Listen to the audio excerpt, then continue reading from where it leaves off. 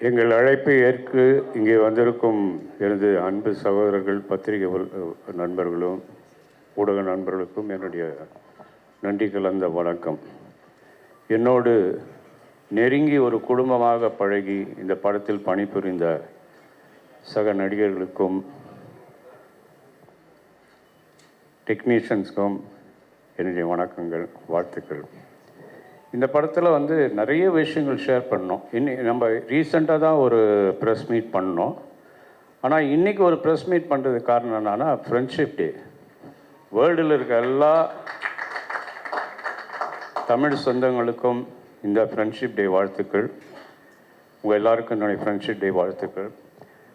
எல்லாம் ஃப்ரெண்ட்ஸாக பழகிட்டு இருக்கோம். நம்ம ஒரு ப்ரெஸ்ஸு, ஒரு டெக்னீஷியன் அப்படின்னு இல்லை. இங்கே இருக்கிறவங்க எல்லாமே நீங்கள் பேசும்போது பார்த்துருப்பீங்க, எப்படி பேசுகிறாங்க, எப்படி பழகுறாங்கன்னு. அந்த மாதிரி தான் எங்கள் யூனிட்டில் ஒர்க் பண்ண ஒவ்வொருத்தரும். எங்களுக்கு டைம் ப்ராப்ளமே இல்லை. காலையில் ஷூட்டிங் 9 மணினா 9 மணிக்கு எல்லாம் இருப்பாங்க. ஒரு ஜாலியாக இருக்கும். நம்ம நினச்ச நேரத்தை விட ஸ்பீடாக முடிச்சுட்டு போயிட்டே இருப்போம். இப்போ சமுத்திரக்கனி சார்லாம் பார்த்தீங்கன்னா, என்னுடைய அந்த காலத்தை நினைவுபடுத்துகிற ஒரு ஆர்டிஸ்ட். லுக் வைஸ், அந்த பாடி வச்சிருக்கிற அந்த ஸ்டைல், அந்த நடை, அந்த கெத்து, சீனில் வந்துட்டார்னா சிங்கம். அப்படி மிரட்டி இந்த படத்தில் மிரட்டியிருக்காரு பாருங்க. சிம்ரன் அந்த மிரட்டியிருக்காரு. வனிதாவை அந்த மிரட்டியிருக்காரு. வனிதாவில் அதுக்கு மேலே மிரட்டுச்சு. இப்போ அதுக்கு எமோஷன் வேணுங்கிறதுக்காக அதை கூப்பிட்டு சொன்னேன், உனக்கு தெரிஞ்ச கெட்ட வார்த்தையிலலாம் திட்டுமா அவர். அது ஒய்யால ஏதோ சொல்லத்தகாத வார்த்தைகளெல்லாம் இஷ்டத்துக்கு திட்டம். அங்கே சுற்றி இருக்கிறவங்களாம் கேட்குறாங்க, சார் எப்படி சார் சென்சார் பேசிட்டோம், அந்த எமோஷன் வரட்டும். அது வெறி பிடிச்சி போய் அப்படி பேசும். ஆமாம், யார் மேலே இருந்த கோபத்தை எங்கள் செட்டில் காமிச்சு. இந்த படத்தில் வனிதா விஜயகுமாருக்கு ஒரு ரிமார்க்கபிள் ஒரு அங்கீகாரம் கிடைக்கும் அப்படின்னா, ஒரு மிகப்பெரிய நடிகைங்கிற அங்கீகாரம் நடிக்கும். அதே மாதிரி சொல்லணுன்னா, பிரியா ஆனந்த் ஒரு அழகான பொண்ணு, தமிழ் பொண்ணு. தமிழ் இண்டஸ்ட்ரியில் யூஸ் பண்ண மாட்டேங்கிறாங்கன்னு சொன்னாங்க. ஆனால் இங்கே பேசுறது எல்லாமே இங்கிலீஷ். எங்களுக்கெல்லாம் தமிழ் தெரியும், ஆனால் பாதி இங்கிலீஷு. இனிமேல் எங்கே போனாலும் தயவுசெய்து இங்கிலீஷில் பேச வேணாம். அப்போ தான் தெரியும் தமிழ் பொண்ணுன்னு. ஓகே, ரொம்ப அழகான பொண்ணு. இந்த படத்தில் இந்த கேரக்டர் யாரை போடுறதுன்றது ரொம்ப ஒரு மண்டை குடைச்சல் இருந்தது பல நாட்கள். அதுக்கப்புறம் என்கிட்ட அடிக்கடி தொடர்பில் இருந்தது பிரியா. க்யூட்டாக ஒரு பேர் தேவைப்பட்டது. சரின்னு சொல்லிட்டு பிரியா ஆனந்த் டிசைட் பண்ணோம். அதே மாதிரி இந்த படத்தில் பார்த்தீங்கன்னா, நீங்கள் பார்த்துருப்பீங்க இந்த ட்ரெய்லர்லேயே, சாங்கிலெல்லாம் ரொம்ப க்யூட்டாக அழகாக இருக்கும்.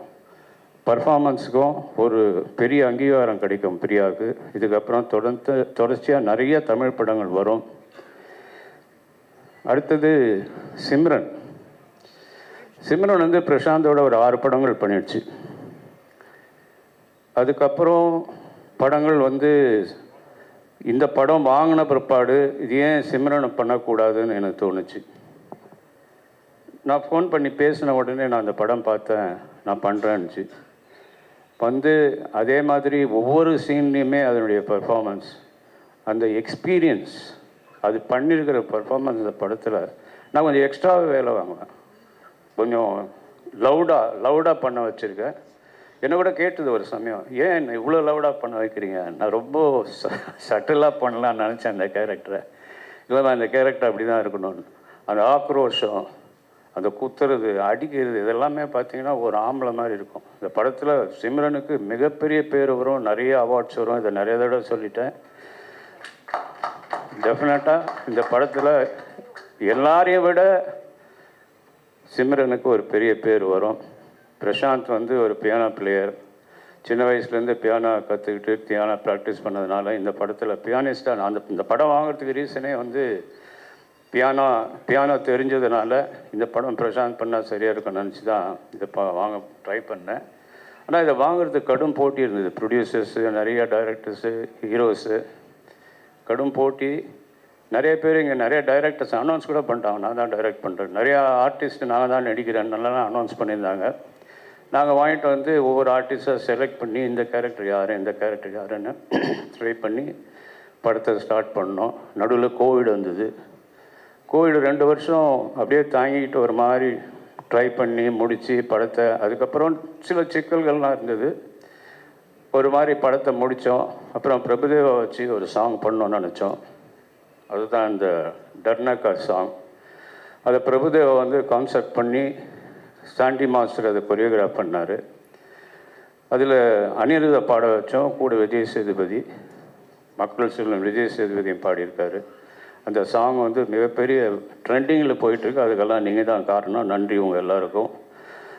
இந்த சாங் வந்து இங்கே மட்டும் இல்லை, வேர்ல்டு ஃபுல்லாக ட்ரெண்டிங் ஆகி நிறைய பேர் இந்த ஹூக் ஸ்டெப்பை ப்ராக்டிஸ் பண்ணி வீடியோவில் சென்ட் பண்ணிகிட்டே இருக்காங்க. இந்த படத்தினுடைய ப்ரமோஷனுக்காக நான் வந்து பிரசாந்துடைய ஒரு ஃபேன் வந்து வண்டி ஓட்டும் போது கீழே விழுந்து இறந்துட்டான். அதில் ரொம்ப மன வருத்தம் இருக்குது. உடனே ஏன் எல்லாருக்கும் ஹெல்மெட் அவேர்னஸ் க்ரியேட் பண்ணக்கூடாதுன்னு சொல்லி ஒரு 5000 ஹெல்மெட்டை தமிழ்நாடு ஃபுல்லாக நாங்கள் வந்து ஃப்ரீயாக டிஸ்ட்ரிபியூட் பண்ணோம் ஃப்ரான்ஸுக்கெல்லாம். பிரசாந்துடைய பர்த்டே வந்தப்போ எல்லா ப்ரெஸ்ஸுக்கும் நாங்கள் ஹெல்மெட் வந்து கூப்பிட்டு எல்லாருக்கும் கொடுத்தோம். உங்களுக்கு எல்லாருக்கும் தெரிஞ்சிருக்கும். இந்த அவேர்னஸை க்ரியேட் பண்ணுறதுக்காகவே அவர் பண்ண சிரமங்கள். ஒவ்வொரு ஊராக போய் எல்லாரையும் கூப்பிட்டு ஹெல்மெட்டை கொடுத்து ஹெல்மெட் இல்லாமல் ஓட்டாதீங்க, அதனால் உங்கள் உயிருக்கு ஆபத்துலாம் அட்வைஸ் பண்ணி வந்தார். அப்புறம் கேஎஸ் ரவிக்குமார் சார் ஒரு ஸ்பெஷல் கேரக்டர். படத்தில் பார்க்கும்போதே உங்களுக்கு தெரியும், ஒரு சட்டிலான ஒரு வில்லினிஷ் ஆக்டிங் பண்ணியிருப்பார் இதில். இது இந்த படத்தினுடைய ஒவ்வொரு போர்ஷனுமே ஒவ்வொரு செக்ஷன் வரும்போது ஒரு சஸ்பென்ஸ் வரும். அதை தாண்டி போகும்போது இன்னொரு சஸ்பென்ஸ் வரும். இது என்ன நடக்குது, என்ன ஆச்சு, இது உண்மையாக பொய்யான்னு பார்க்குறதுக்காகவே நானே இந்தியில் இந்த படத்தை ஒரு 3 தடவை பார்த்தேன். அதே மாதிரி தமிழ்லேயும் இந்த ஃபீலிங் வரும். எல்லோரும் திரும்ப திரும்ப இந்த படம் பார்ப்பாங்க. பெசன்ட் நகர் ரவி வந்து அவரை வந்து பெசன்ட் நகர் ரவின்னு தான் தெரியும். நான் பாக்ஸிங் பண்ண காலத்தில் என்னுடைய குருநாதர் முனுருதீன் பாய், அவர்கிட்ட இவரும் ட்ரைனிங் ஆனவர். அந்த பெசன்ட் நகரில் இருந்ததுனால அவர் பெசன்ட் நகர் ரவி, ஆனால் இப்போ பெசன்ட் ரவின்னு ஷார்ட் பண்ணிக்கிட்டார்.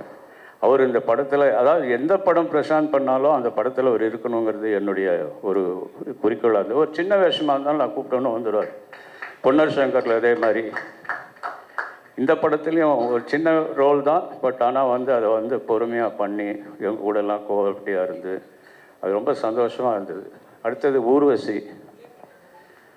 ஊர்வசி சொல்ல வேண்டாம், என் கூட வந்து கொம்பேரி மூக்கன், அப்புறம் 2-3 படம் பண்ணுச்சு. பிரசாந்த் கூட நான் தயாரித்த ஒரு மன்னவான்னு ஒரு படத்தில் ஆட் பண்ணிச்சு. இந்த படத்தில் இந்த கேரக்டர் நீங்கள் தான் பண்ணணுன்னு சொன்னோன்னே வந்துச்சு. வந்து கலக்கிட்டு போயிடுச்சு. கூட யோகி பாபு, 2 பேருடைய காம்பினேஷனில் கூட கேஎஸ் ரவிக்குமார் சார், பிரசாந்த் இவங்கெல்லாம் சேர்ந்து பயங்கரமாக கலக்கியிருக்காங்க. அந்த படத்தில் ஒவ்வொரு சீனும் இன்ட்ரெஸ்டிங்கான சீனு. மனோபாலா இன்றைக்கி நம்மளோட இல்லை, ஆனால் அவர் இந்த படத்தில் பிரபலமாக பண்ணியிருக்காரு. ஜெயம் கோபி சின்ன ரோல் தான், ஆனால் வந்து நான் கூப்பிட்டதுக்காக வந்து பண்ணிட்டு போனார். என்கிட்ட இன்னைக்கு காலைல சொன்னார், ஆனால் இதான் நான் கடைசி படம், இனிமேல் நான் வந்து இப்போ படத்தில் நடிக்கிற ஐடியா இல்லை, நான் வந்து இதுக்கு போகிறேன்னாரு, ஆன்மீகத்துக்கு போகிறேன்னாரு. ஆனால் நல்ல நடிகர், அவருடைய டயலாக் டெலிவரி. இவர் நடிக்க மாட்டேன், நான் ஆன்மீகத்துக்கு போகிறேன்னு கிளம்பிட்டார். ஆனால் கடவுள் அதை ஆஃப் பண்ணி, இல்லை நீங்கள் இனிமேல் நடித்து தான் ஆகணும், இந்த மாதிரி ஒரு டைலாக் டெலிவரியோட லுக்கோடு இருக்கிற ஒரு ஆர்டிஸ்ட்டு, இனிமேல் நீங்கள் ஆன்மீகத்துக்கு போங்க, ஆனால் நடிப்பையும் கொஞ்சம் சைடில் வச்சிங்க, இந்த மாதிரி லைட் ஆஃப் பண்ணி சிக்னல் கொடுத்துருக்காரு. அதை மெயின்டைன் பண்ணேன். அதே மாதிரி விஜேந்தர் நல்ல ரோல் பண்ணியிருக்காரு இந்த படத்தில். பூவையாருன்னு ஒரு சின்ன பையன், அவனும் பயங்கரமான ரோல் பண்ணியிருக்கான். இதில் லீலா சாம்சன் ஒரு எக்ஸ்ட்ராடினரி பெர்ஃபார்மர். அவங்க இந்த படத்தில் ஒரு நல்ல ரோல் பண்ணியிருக்காங்க. அவங்களும் பிரமாதமாக பண்ணியிருக்காங்க. ஆக்சுவலாக அவங்க வரதா இருந்தது, ஆனால் அர்ஜென்ட்டாக சைனாவில் ஏதோ ப்ரோக்ராம் இருந்தது போயிட்டாங்க. மேபி நம்மலாம் ஒரு சக்ஸஸ் மீட் வைக்கும்போது அவங்கெல்லாம் வருவாங்க. நீங்கள் இன்றைக்கி வந்து இந்த படத்தை இவ்வளோ தூரம் கொண்டு போய் நிறுத்திருக்கீங்க. இப்போவே எனக்கு பெரிய எனர்ஜி வந்திருக்கு.